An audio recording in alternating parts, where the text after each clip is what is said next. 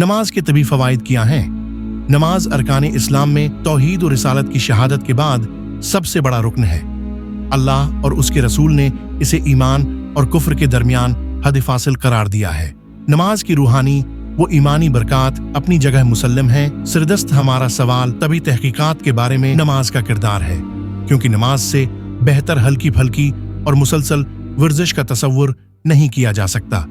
Physiotherapy के माहिर फिजियोथेरेपिस्ट्स कहते हैं कि उस वर्जिश का कोई फायदा नहीं जिसमें तसलसल न हो या वो इतनी ज्यादा की जाए कि जिस्म बरी तरह थिक जाए। अल्लाह रब्बुल इज्जत ने अपनी इबादत के तौर पर वो अमल अता किया है जिसमें वर्जिश और फिजियोथेरापी की गालिबन तमाम सूरतें बेहतर सूरत में पाई जाती हैं।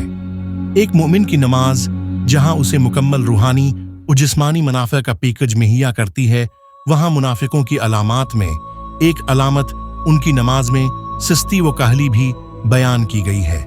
इरशाद बारी ताली है, वैजा कामुआ इले अस्सलवती कामुआ कुसाली।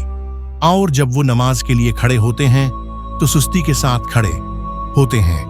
तादील अरकान के बगैर ढीले ढाले तरीके पर नमाज पढ़ने का कोई रूहानी फायदा है और न तभी वो जिस्मानी, जबकि दुरुस्त तरीके से नमाज की अदायगी कोलेस्ट्रोल की मिकदार को एतदाल में रखने का एक मुस्तकिल और मुतवाज़िन जरिया है। कुरानी अहकामात की मजीद वजाहत हुजूर नबी इकरम सल्लल्लाहु अलैहि वसल्लम की इस हदीस मुबारका से भी होती है, फ़इन्न फ़ी अस्सलाति शिफ़ा, बेशक नमाज में शिफा है।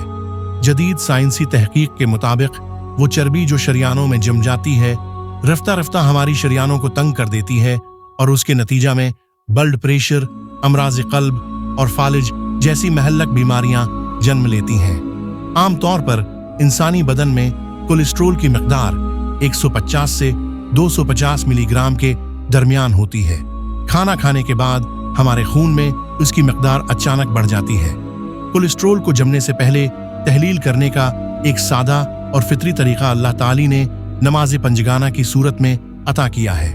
दिन भर में एक मुसलमान पर फर्ज की गई 5 नमाजों में से 3 यानी फज्र, सुबह, असर, सहपहर और मगरिब, गुरूब आफ्ताब ऐसे औकात में अदा की जाती हैं जब इंसानी मादा आमतौर पर खाली होता है।